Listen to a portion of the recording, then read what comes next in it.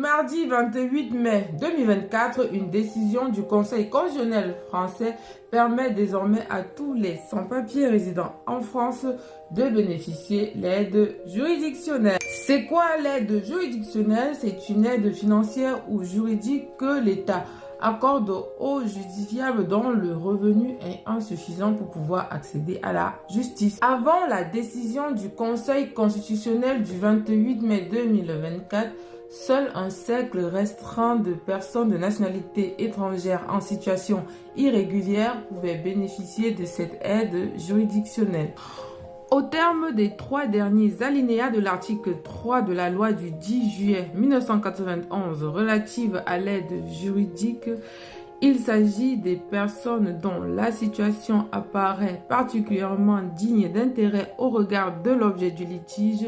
et au regard des charges prévisibles du procès, des mineurs qui soient mis en cause ou partie civile dans un procès pénal ou font l'objet de certaines mesures prévues par le Code civil ou le Code de l'entrée et du séjour des étrangers et du droit d'asile. Pour motiver sa décision, le Conseil constitutionnel français a mis en avant le principe d'égalité prévu par l'article 6 de la Déclaration universelle des droits de l'homme, qui précise que la loi doit être pour tous, soit qu'elle protège, soit qu'elle punisse. Avec cette décision de la Cour constitutionnelle française, en plus des personnes physiques de nationalité française, les ressortissants des États membres de la Communauté européenne, les personnes de nationalité étrangère résidant régulièrement en France, peuvent également désormais bénéficier de l'aide juridictionnelle, les personnes de nationalité étrangère ayant une situation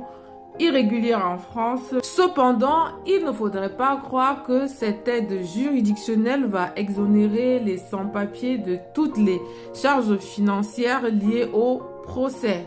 En effet, comme le précise l'article 40 de la loi du 10 juillet 1991 relative à l'aide juridique, le droit de plaidoirie, cette somme qui est versée par l'avocat pour représenter son client et le défendre devant certaines juridictions, n'est pas couverte par l'aide juridictionnelle. Il en est de même des frais dont le justiciable peut être condamné à payer, comme notamment les dépenses, les dommages et intérêts ou encore les amendes. Donc, si vous comptez sur l'aide juridictionnelle pour pouvoir recouvrir toutes les charges financières résultant d'un procès, vous pouvez être déçu, notamment si c'est la partie adverse qui gagne le procès. Une dernière précision pour ceux qui ne le savent pas et surtout pour ceux qui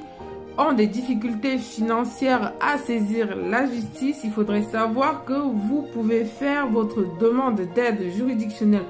directement en ligne, mais exclusivement avec vos identifiants France Connect. Sur ce, je vous dis à bientôt pour un autre contenu pédagogique et bon courage à toutes ces personnes de nationalité étrangère en situation irrégulière en France qui font tous les efforts possibles pour pouvoir s'intégrer dans la société française.